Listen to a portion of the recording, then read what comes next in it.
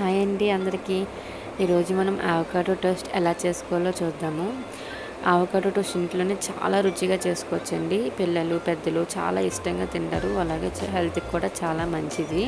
Avocado అనేది బాగా wash చేసేసుకుని దానికి హాఫ్ కట్ చేసి లోపల ఉన్న గుజ్జుని ఒక బౌల్లోకి తీసుకోవాలి.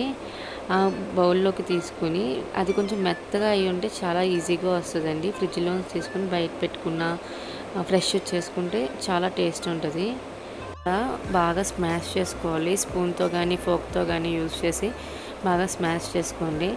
అందులోనే కొంచెం ఉప్పు వేసుకుని రుచికి సరిపడా ఉప్పు వేసుకుని దాంట్లోనే కొంచెం ఉల్లిపాయ ముక్కలు కొంచెం కొత్తిమీర వేసుకుని అందులో కొంచెం ఆరిగానో ఇంకా చిల్లీ ఫ్లేక్స్ వేసుకుని మీ కారానికి తగ్గట్టు చిల్లీ ఫ్లేక్స్ వేసుకోండి.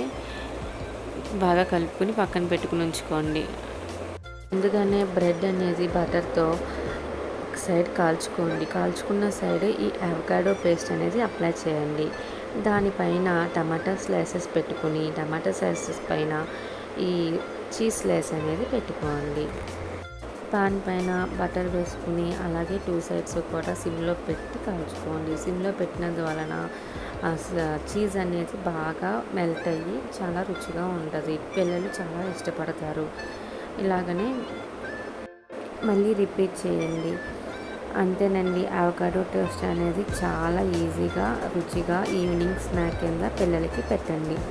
కొత్తగా చూసేవాళ్ళు నా ఛానల్ని సబ్స్క్రైబ్ చేసుకోండి.